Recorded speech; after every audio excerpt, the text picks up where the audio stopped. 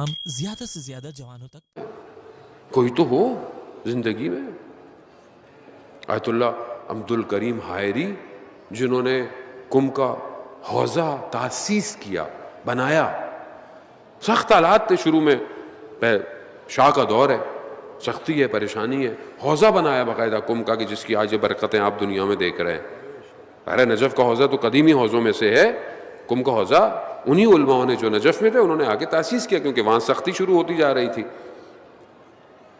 بیٹھے ہوئے، سردیاں سخت، طالب علم آئے، کیونکہ وہ انہوں نے حوضہ بنایا ہے. انہوں نے کہا کہ آغا سردی زیادہ ہے، طالب علموں کو آنے جانے میں بڑی مشکل ہوتی ہے. اگر طالب علموں کو موٹی ابائیں، سردی کی ابائیں مل جاتی تو یہ آرام سے آ جاتے. کہا کتنے طالب علم ہیں؟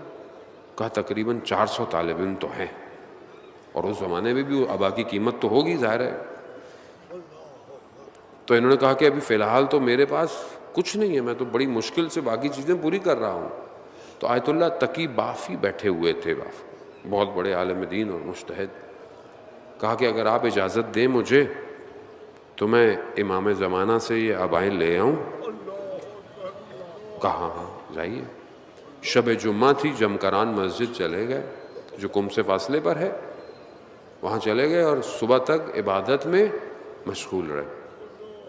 آئے آیت اللہ عبد الکریم حائری کی خدمت میں، کہا کہ امام نے کہا ہے کہ آپ کو ہفتے کو مل جائیں گی ابائیں.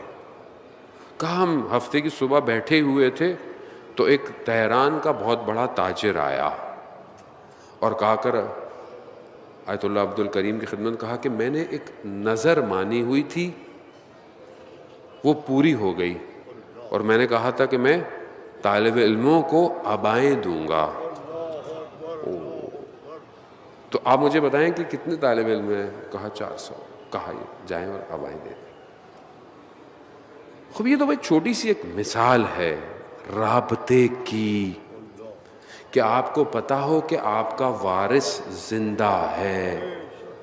وارث زندہ ہے، آپ کا صاحب زندہ ہے.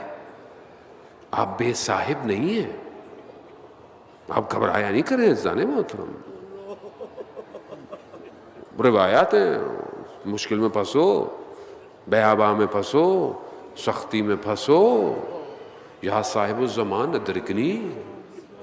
کیا کریں؟ لوگ کہتے ہیں مولانا صاحب مشکلات ہیں، کیا کریں؟ سچے دل سے امام سے رابطہ کریں. اللہم صلی علی محمد.